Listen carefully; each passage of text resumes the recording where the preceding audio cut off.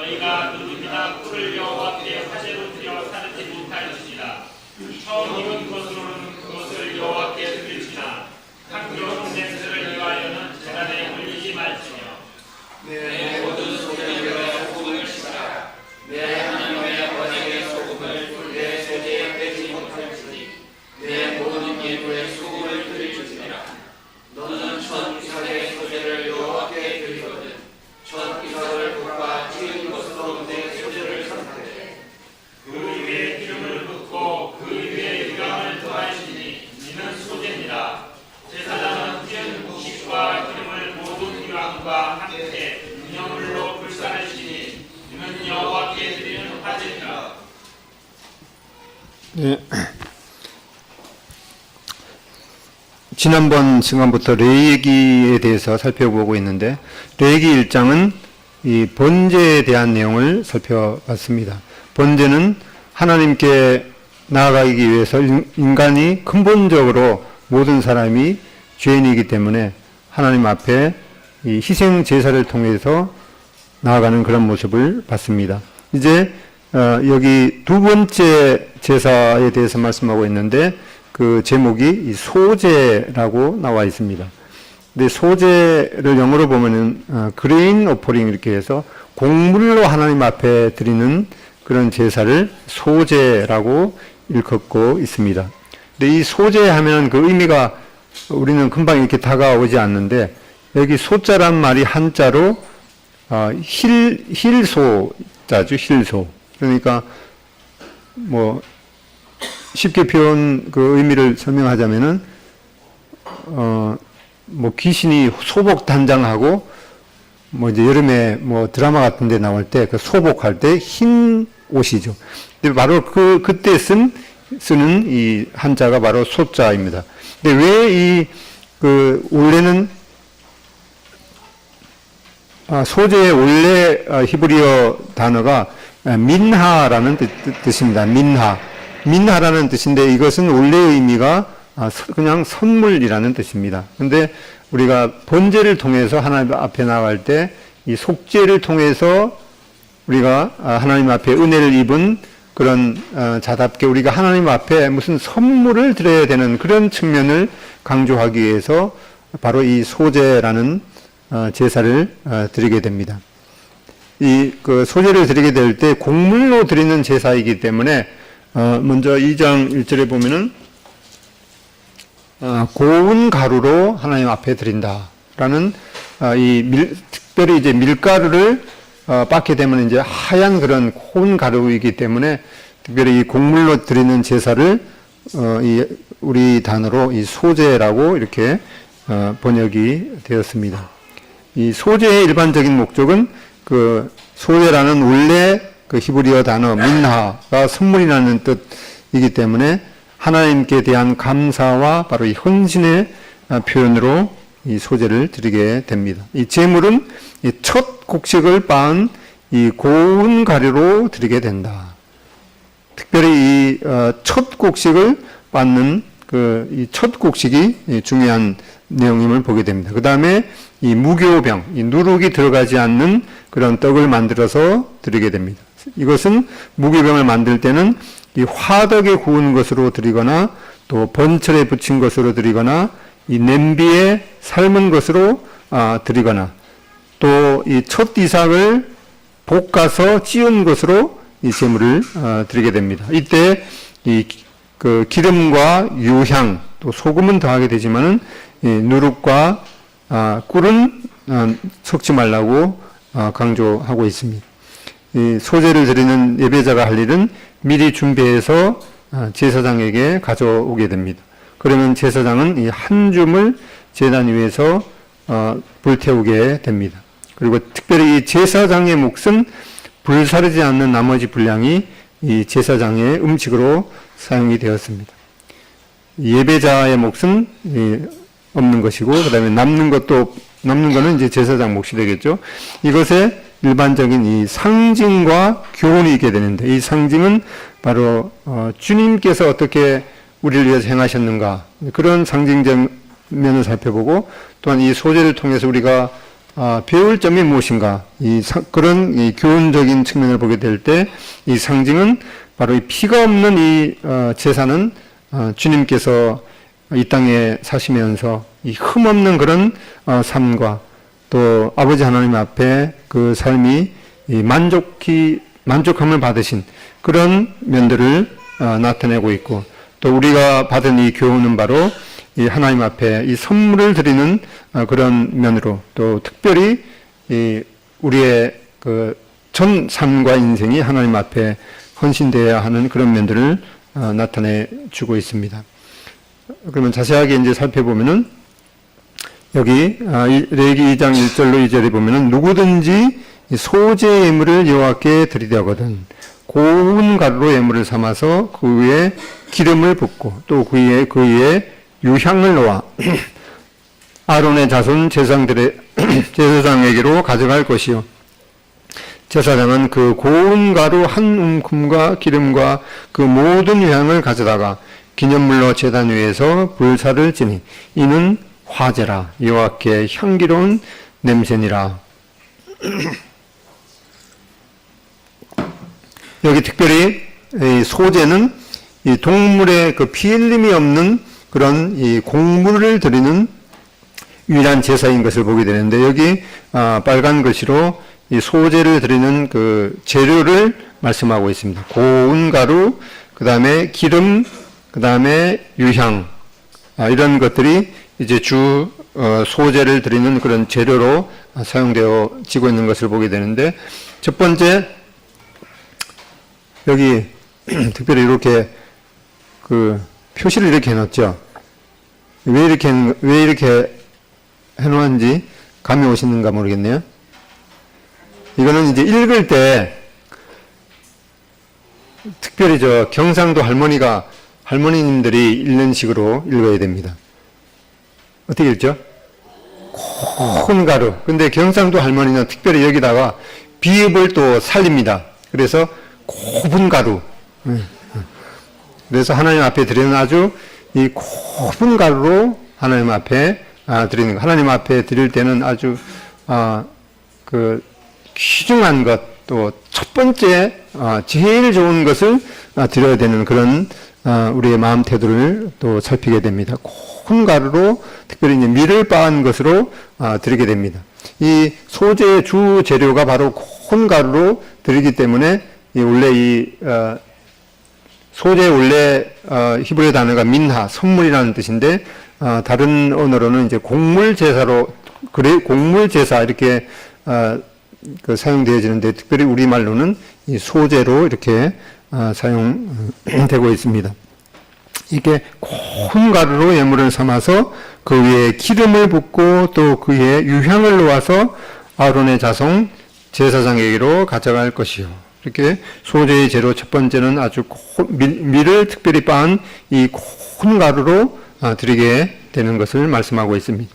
특별히 요한복음 12장 24절에 보면은 주님께서 자신을 한 알의 밀이라고 말씀하셨습니다. 내가 진실로 진실로 너희에게 이르노니 한 알의 밀이 땅에 떨어져 죽지 아니하면 한 알 그대로 있고 죽으면 많은 열매를 맺느니라. 주님께서 바로 이 한 알의 밀이라고 말씀하시고 이 소재로 드려지는 이 재료가 바로 이 밀이 이 빻아져서 이 하얀 아주 고운 가루로 사용되어 져야 된다고 말씀하고 있습니다.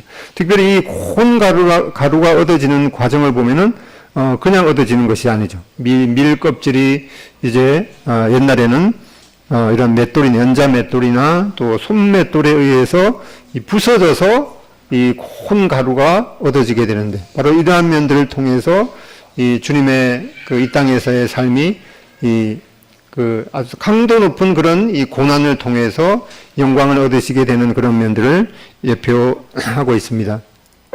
시편 22편 14절에 보면은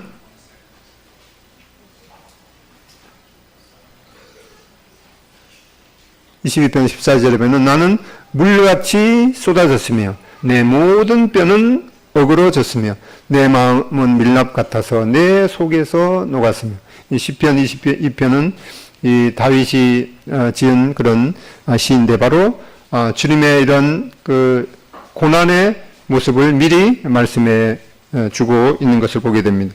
그리고 신약 고린도후서 5장에 보면은 하나님이 죄를 알지도 못하신 이를 우리를 대신하여 죄로 삼으신 것은 우리로 하여금 그 안에서 하나님의 의가 되게 하려 하심이라. 이 주님께서 이렇게 구약을 통해서 주님께서 어떠한 고난을 받으시게 되는 것을 미리 이렇게 말씀해 주셨는데 바로 주님은 죄를 알지도 못하시는 그런 분이신데 바로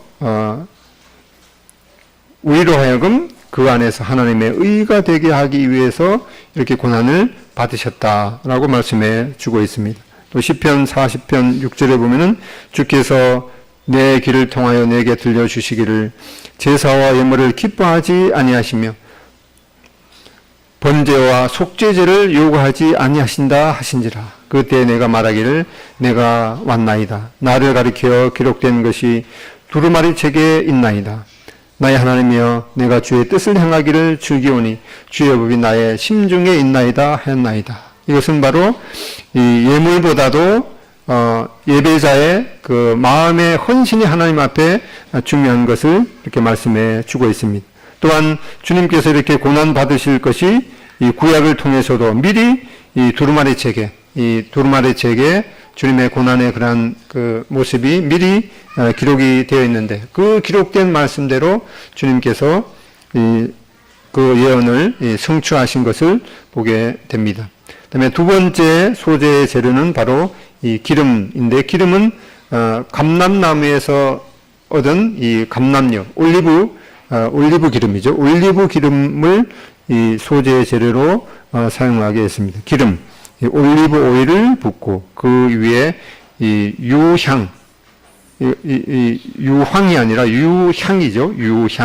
유향을 놓으라고 말씀하십니다. 올리브 기름과 유향을 놓으라고 말씀하는데 이 감람류가 얻어지는 그 과정을 보면은 이 이스라엘 성지 순례를 가면은 그 중동 지방에 그 흔하게 볼 수 있는 것이 바로 이 올리브 감람나무입니다. 그런데 감람나무는 보통 뭐 200~300년 어떤 것은 뭐 몇천 년 정도 된 그런 아주 나무들이 있는데 이 감람 그 나무는 특별히 오래된 나무에서 이 감람이죠. 감람이 이렇게 열리는데 그 식당에 가도 이 감람을 이렇게 그 썰어서 식사로 이렇게 많이 나오는데 맛은 그렇게 있는 것 같지 않아요. 근데 여기 기름 중에서 바로 이 감람류, 올리브 기름이 아주 가장 이 고급 그 기름인데 이 감람 그 올리브 기름을 어떻게 얻어지는가 하니까 이것도 역시 이 감람나무에서 열리는 이 감람을 올리브를 이 돌맷돌에다가 찧어서 그걸 이제 짜게 되면은 거기에서 얻어지는 것이 바로 올리브 기름입니다. 보통 뭐 참기름, 뭐 해바라기 기름 이런 것들은 그냥 짜는 것이 아니고 그걸 열을 가해서 이 그 볶은 후에 짜게 되는데, 특별히 올리브 기름은 볶는 것이 아니라 그냥 이 압착을 해서 짜게 되기 때문에, 이 특별히 올리브 기름은 뭘 이렇게 그 튀김이라든가 그런 데 사용하지 않고 그냥 생걸로 이렇게 먹는 것을 권장하고 있습니다. 이렇게 바로 이 올리브 기름도 얻어지는 그 과정을 보면은 이렇게 이 맷돌에 이 갈아져서 압착을 통해서, 이런 것을 통해서도 바로 주님의 그 고난의 모습을 상징적으로 보여주고 있습니다. 누가복음 4장 17절 18절에 보면은 선지자 이사야의 글을 들이거늘 책을 펴서 이렇게 기록된 데를 찾으시니 곧 주의 성령이 내게 임하셨으니 이는 가난한 자에게 복음을 전하게 하시려고 내게 기름을 부으시고, 바로 이 성령을 말씀하시고 이 기름을 부으시고, 그래서 바로 이 기름은, 올리브 기름은 바로 이 성령의 상징인 것을 보게 됩니다. 그다음에 세 번째 재료, 이 유향, 프랑킨센스죠. 프랑킨센스. 이 유향이 얻어지는 그 과정을 보면은 그 보스웰리아라는 그 나무가 있다고 하는데, 이 나무에다가 이제 그 상처를 이렇게 내게 됩니다. 상처를 그 고무나무나 그 소나무 같은 데도 상처를 내면은 송진 같은 것이 나오죠. 그래서 이 보스웰리아 나무에다가 이렇게 칼집으로 이제 상처를 내게 되면은 거기에 이 수액이 나오는 거죠. 수액이 나와서 그걸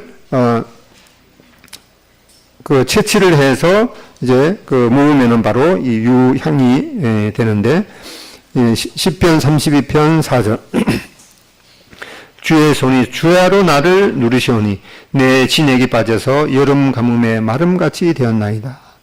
바로 이 주님께서 이 십자가의 고난을 당하시는 것이 바로 이렇게 진액이 다 빠지는 그러한 고난임을 말씀하고 있는데, 이 유향이 얻어지는 그런 이 과정도 바로 이렇게 나무에 그 상처를 내서 그걸 모으면은 이렇게 그 나무 이 수액이 되는 거죠. 진액이 되어서 진액을 이렇게 그 모으게 되면은 그것이 유향인데, 유향이 바로, 유향을 한마디로 표현하면은 바로 고난을 통해서 얻어진 이 진귀한 나무 진액이 바로 이 유향인 것을 보게 됩니다.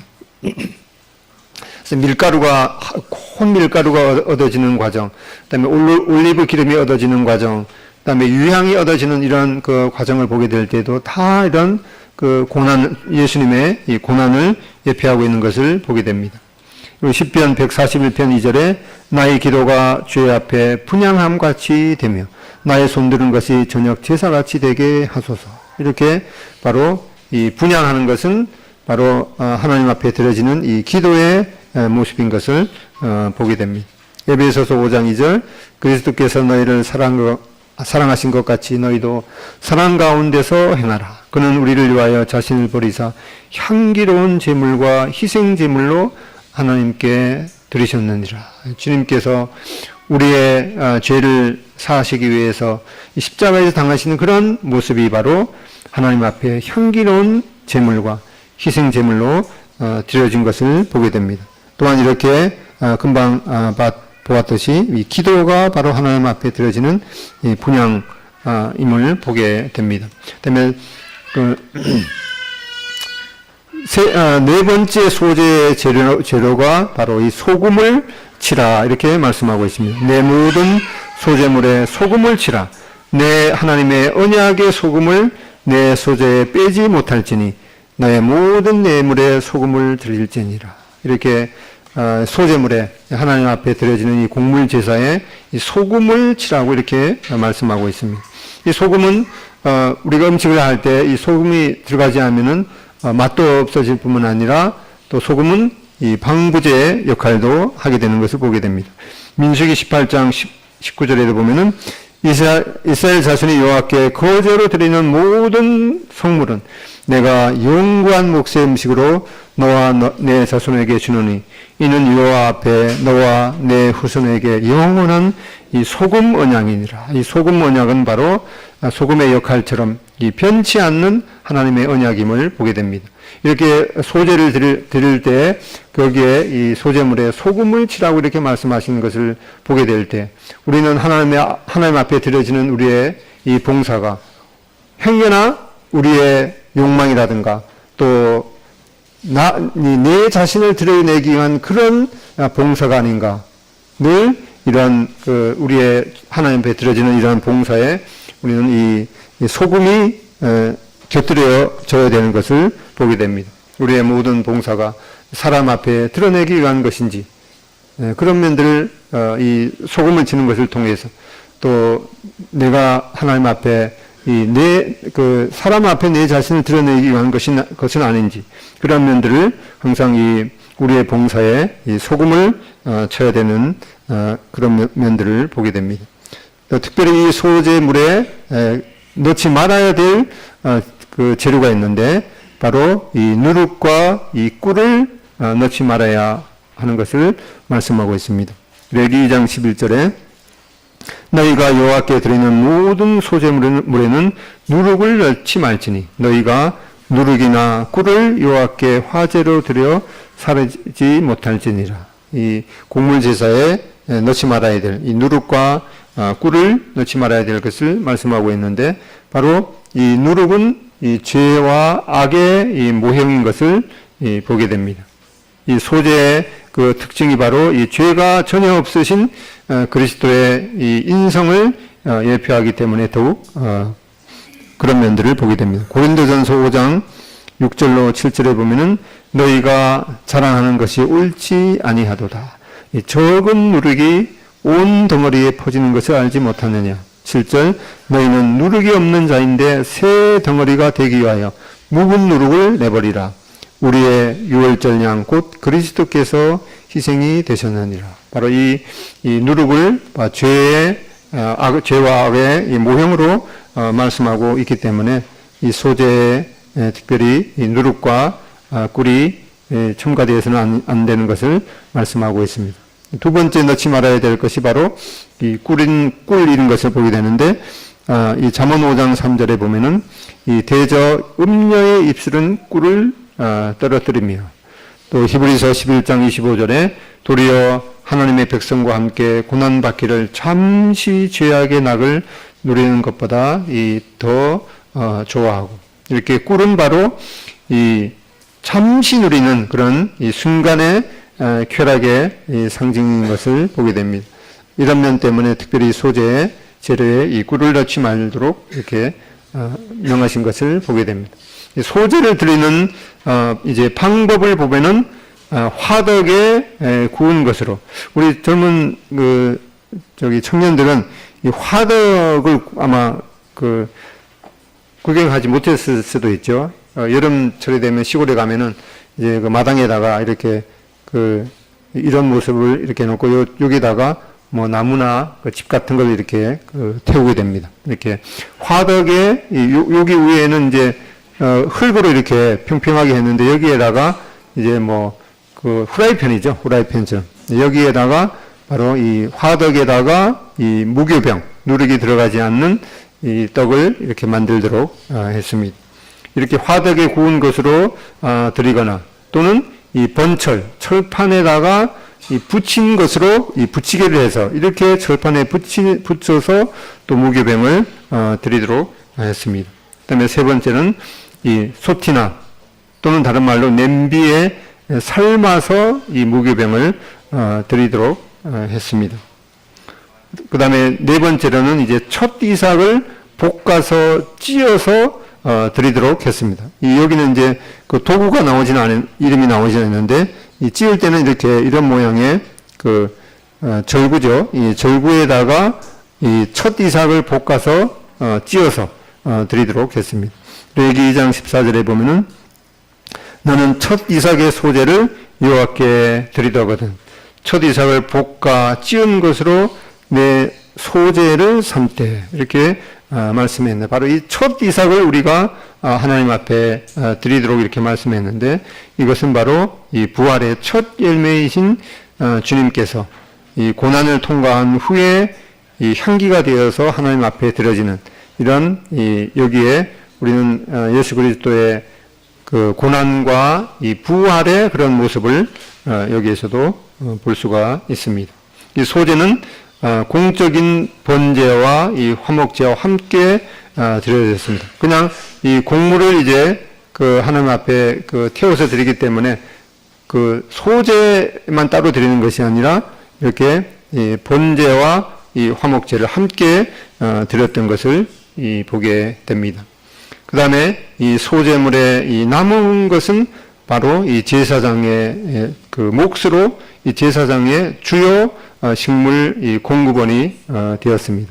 그래서 이러한 면들을 통해서 이 사역자들에 대한 교회의 적절한 의식주의 이 책임을 져야 하는 면들을 보게 되고, 또한 이 모든 성도들이 이 제사장이기 때문에 그리스도를 바로 이 주님을 힘입어서 모든 성도들이 살아가야 되는 그런 면들을 보게 됩니다.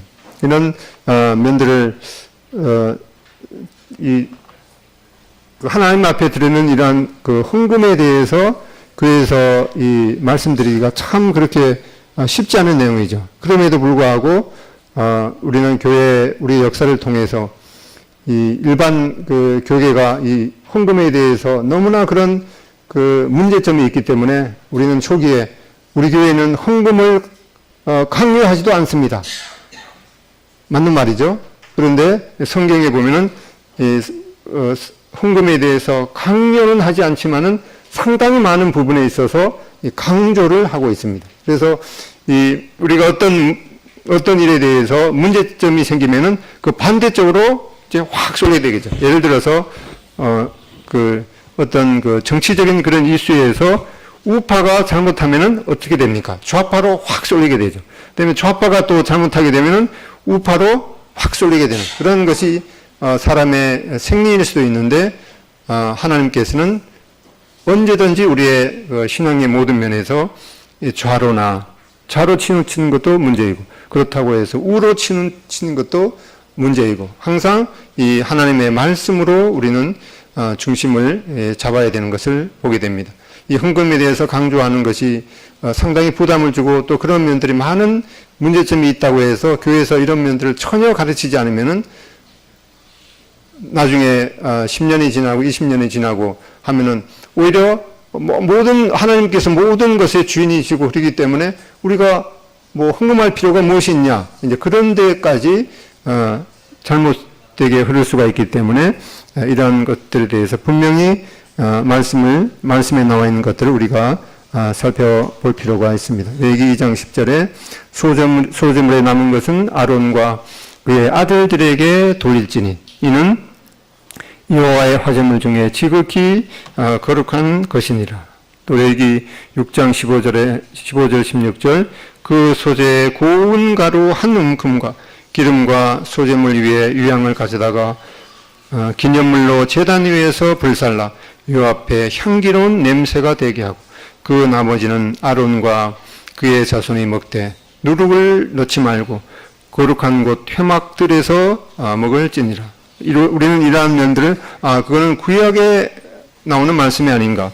그렇지만 우리가 신약을 통해서도 고린도전서 9장 13절 성전의 일을 하는 이들은 성전에서 나는 것을 먹으며 제단에서 섬기는 이들은 제단과 함께 나누는 것을 너희가 알지 못하느냐.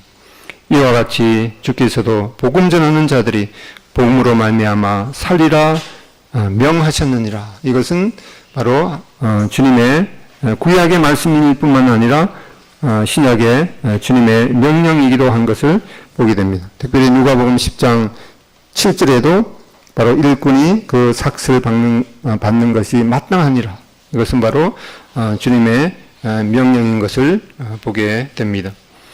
특별히 여기에 소재물을 드리는데 특별히 유향이 언급되고 있는데, 바로 동방 박사들이 아기 예수님께 드려진 이 세 가지 예물을 우리가 살펴보면은 바로 황금과 황이 아니라 유향과 몰약 이 세 가지를 드렸습니다. 황금은 바로 왕으로 오신 주 예수 그리스도를 우리가 생각할 수 있겠고, 바로 이 유향, 바로 이 고난을 통과하는 여기 그 소재물의 재료 중에 하나였던 이 유향을 통해서 바로 예수님께서 제사장으로 오신 주님이신 것을 보게 되고, 또 이 몰약을 드렸는데, 이 그 몰약은 바로 쓰다라는 그런 의미죠. 바로 이 고난을 받기 위해서 오신 선지자로 오신 주 예수 그리스도의 모습을 보게 됩니다. 이 소재가 주는 교훈을 보게 되면은 앞에서 우리가 봤듯이 첫 번째는 주님께서 우리를 위해서 행하신 그런 측면을 통해서 주님께서 이런 소재물에 쓰인 재료, 콘가루와 또 올리브 기름과 또 유향, 이런 면들을 통해서 주님께서 바로 이 고난을 통해서 온전케 되시는 그런 면들을 살펴볼 수가 있겠고, 바로 우리의 측면을 우리가 받은 그런 교훈은 바로 주님의 흠없는 인생을 우리도 닮아가야 되는 것을 보게 됩니다. 이 소재라는 원래 그 히브리어 뜻이 바로 선물이듯이, 우리가 주님 앞에 나올 때 그 옛날 성경에 보면 공수로 나오지 말아라 이렇게 말씀하고 있습니다. 빈손으로 하나님 앞에 나오지 말아라. 하나님 앞에 드릴 때 반드시 그 하나님 앞에 드려야 하는 것. 옛날에는 주로 농경 사회였죠. 그렇기 때문에 하나님 앞에 드릴 수 있는 것이 이렇게 곡물 중에서 특별히 이 첫 번째 열매, 또 첫 번째 이삭을 하나님 앞에 드리는 것, 가장 귀한 것을 하나님 앞에 드리는 것, 콘가루로 드리는 것, 또 지극히 귀한 것으로, 지극히 거룩한 것으로 하나님 앞에 드리는 이러한 면들을 우리는 잊지 말아야 되는 것을 보게 됩니다. 그리스도께서 너희를 사랑하신 것 같이 너희도 사랑 가운데서 행하라. 그는 우리를 위하여 자신을 버리사 향기로운 제물과 희생 제물로 하나님께 드리셨느니라. 주님께서 이렇게 드리셨기 때문에 앞에 1절, 그러므로 사랑을 받은 자녀같이 너희는 하나님을 본받는 자가 되게 하고, 주님께서 바로 이 하나님 앞에 흠없는 그런 인생으로 드려지셨듯이 바로 우리도 주님의 길을 따라가야 되는 것을 보게 됩니다. 이제 소재의 그 재료를 이제 요약을 해보면은 이제 어떻게 읽어야 되죠, 이거? 경상도 할머니 버전으로 읽어야 되죠. 곱은 가루.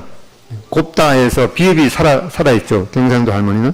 곱은 가루로 드려져야 합니다. 이것은 바로 이 곱은 가루는 첫 이삭을 빻아서 드리게 됩니다. 이것은 바로 주님의 흠없는 인성을 의미하는 것을 보게 됩니다. 그 다음에 기름, 올리브 기름. 이거는 이제 감람을 찧어서 짜게 되죠. 그래서 이것은 바로 기름은 이 성령의 상징. 그 다음에 유향, 이 프랑켄센스 유향은 바로 이 그 나무 껍질을 상처를 내서 진액을 취하게 되는데, 이것이 바로 주님의 이 고난, 또 이 향기로운 향기로 드려지는 그런 이 기도의 모습. 그 다음에 소금은 이 불변성, 또 이 부패성을 방지하는 이러한 면들을 보면서 우리의 하나님께 대한 봉사가 이 부패되지 않았는가, 또 이렇게 오염되지는 않았는가, 그런 면들을 우리가 살펴볼 수가 있겠습니다. 이렇게 네 가지 재료를 어떻게 하는가 하니까 섞어서 화덕에 굽거나 번철에 붙이거나 솥에 삶거나 볶아서 찧어서 화제로 드리게 되는 것. 이 네 가지 재료가 얻어지는 과정도 예사롭지 않은 그런 과정을 통해서 얻어지게 되는데, 또 이러한 것들을 이제 섞어서 무게병을 구울 때 이렇게 역시 이러한 무시무시한 그런 그 고난의 과정을 보게 됩니다. 화덕에 굽거나 번철에 붙이거나 솥에 삶거나 볶아서 찧어서 화제로 드리게 되는데, 바로 주님의 측면에서 보면은 이 강도 높은 예수님의 고난을 예표하게 되고 또 우리가 받은 교훈은 바로 우리의 삶도 이러한 이 고난을 통해서 우리의 삶의 찢기들이 제거되는 그런 면들을 보게 됩니다. 그래서 여기에 이 누룩과 이 꿀은 넣어서는 안 된다. 바로 이 죄성과 이 쾌락이 포함되어서는 안 되는 것을 보게 됩니다. 이제 그 소재를 만드는 데 쓰인 도구들을 보면은 바로 이 소재를 주님의 측면에서 이 소재로 들어진 주님의 고난을 예표했습니다. 또 우리가 받은 교훈은 바로 우리가 하나님 앞에 연락되도록 하기 위해서 우리도 주님이 받으신 그런 그 고난의 길을 따라가야 되는데 그런 고난의 길에 이러한 무시무시한 도구들이 있습니다. 우리가 하나님 앞에 참 우리의 삶이 이렇게 맷돌에 빻아져서 이 콘가루로 들여져야 되는 것이죠. 또한 이 번철에 붙인 것으로 또 솥에 삶거나 그다음에 화덕에 구워지거나 또 절구에 볶아서 찌운 것으로 하나님 앞에 드려져야 되는데 믿음 안에서도 마찬가지지만은 이 세상에서 참 유명하게 된 사람들의 생애를 통해서 보게 되더라도 그들이 그냥 평탄하게 이렇게 지내온 사람들은 별로 없게 되죠. 근데 그런 사람 평탄하게 뭔가 이렇게 했던 사람들은 그 말년에 보면은 참 이 추잡한 그런 그 모습을 보게 되는데 세상에서도 이 훌륭한 사람들이 그 고난을 통해서 성숙되었듯이 그런 걸 보게 되는데 우리 믿음의 자녀들은 그냥 그 계단 밑에 보면은 성숙에 이르는 승관길은 없다. 그 한 계단씩 이렇게 말씀이 있듯이 우리가 믿음 안에서 이 성숙되기 위해서는 이러한 이 고난의 도구들이 우리한테 놓여 있기 때문에 그냥 이걸 피해 가려면은 오히려 더 문제가 되겠죠. 그래서 이 하나님 앞에 스스로 우리는 우리의 삶을 돌아보면서 그리스도의 심판대 앞에 서게 될 때 이 집이나 나무나 풀이나 이런 것들은 다 타버리기 때문에 하나님 앞에서 이 수시로 우리의 그 봉사를 이제 점검해야 필요가 있겠습니다. 하나님 앞에 보석이나 또 그런 그 귀한 것으로 하나님 앞에 드려져야 되는 것을 보게 됩니다. 우리 하나님 앞에 봉사에 이러한 그 부패성은 없는지 또 찢기거리가 없는지 우리는 수시로 살펴봐야겠습니다. 우리가 이 창세기에 나오는 이 가인과 이 아벨의 제사를 보게 되는데 창세기 4장 3절에 보면은 세월이 지난 후에 가인은 땅의 소산으로 제물을 삼아 여호와께 드렸고 아벨은 자기도 양의 첫 새끼와 그 기름으로 드렸더니 여호와께서 아벨과 그의 제물은 받으셨으나 가인과 그의 제물은 받지 아니하신지라. 가인이 몹시 분하여 안색이 변하니. 우리는 여기에서 왜 하나님께서 이 아벨의 제사는 받으시고 가인의 제사는 받지 아니하셨을까? 여기에 대해서 여러 가지 그런 생각을 할 수 있는데 여기 말씀 가운데는 이러한 것들이 충분하게 나오지 않기 때문에 왜 하나님께서 아벨의 제사를 받으시고 가인의 제사를 받지 아니하셨는가? 우리가 이 말씀 구절 그 자체로는 확실하게 알 수 없지만은 우리가 소재를 통해서 보게 될 때에도 하나님 앞에 이 공물을 드릴 때에도 하나님께서 그것을 기뻐 받으셨습니다. 그렇기 때문에 이 가인이 이 공물을 하나님 앞에 드리는 그 자체는 문제가 없는 것이죠. 다만 이제 이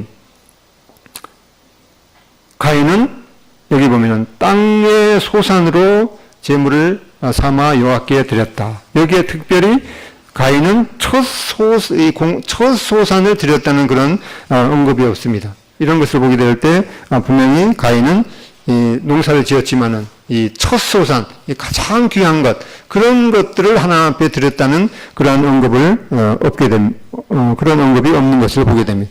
그렇기 때문에 하나님께서 가인과 그 제물을 받지 않으셨다. 그 제물 이전에 가인 자체를 받지 않으신 것을 보게 됩니다. 반면에 이 아벨은 양의 첫 새끼와 그 기름으로 드렸다.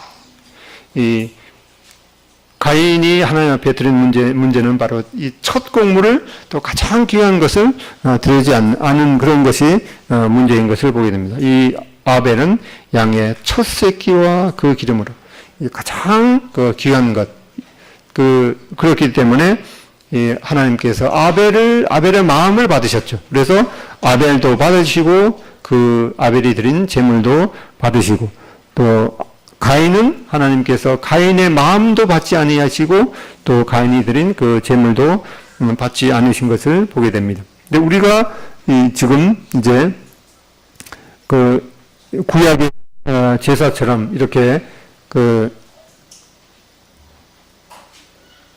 동물을 잡아서 이렇게 드릴 수는 없죠. 그렇기 때문에 로마서 12장 1절, 그러므로 형제들아 내가 하나님의 모든 자비하심으로 너희를 권하노니 너희 몸을 하나님이 기뻐하시는 거룩한 산 제물로 드리라.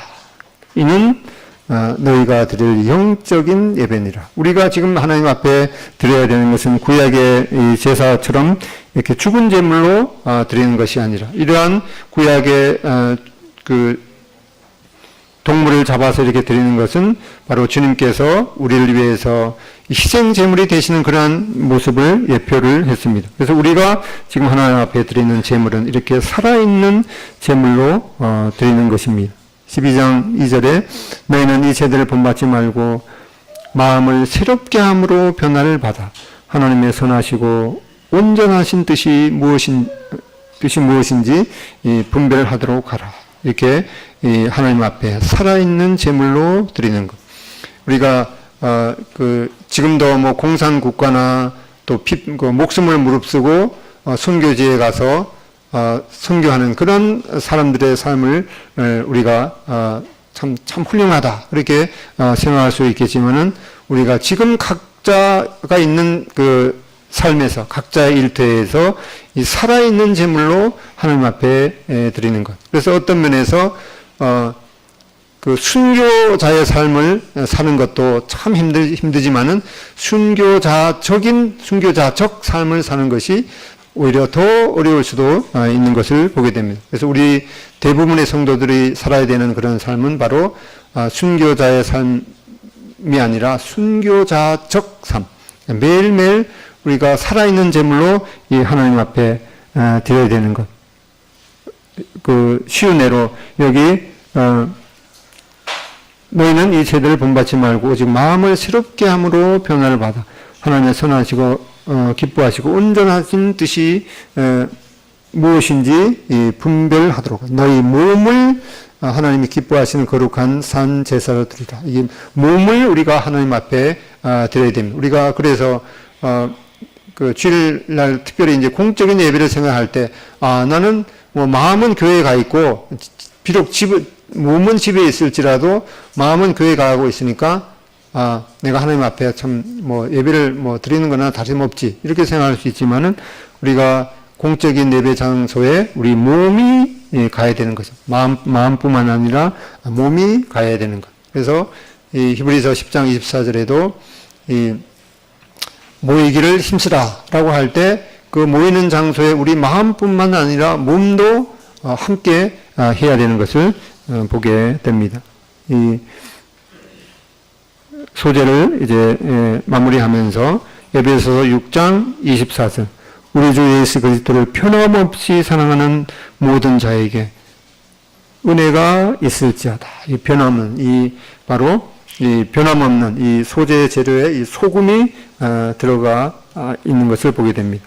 그래서 이 성령님의 인도하심과 기도를 통해서 주님 앞에 날마다 나아가는 삶이 되기를, 소재 재료 콩가루, 그다음에 감람류, 그다음에 이 유향, 그다음에 이 소금, 이러한 재료를 통해서 하나님 앞에 우리가 어떠한 삶을 살아야 되는지, 또 주님께서 우리를 위해서 어떠한 그 삶을 살아가셨는지 생각해 보게 됩니다. 그래서 이 소재를 통해서 우리가 하나님 앞에 성숙되기 위해서 통과해야 되는 여러 가지 그런 이 고난의 과정을 우리가 이 기쁘게 받아들일 때 더욱더 성숙하리라 생각이 듭니다. 찬송가 한 곡을 영상으로 보고 마치겠습니다.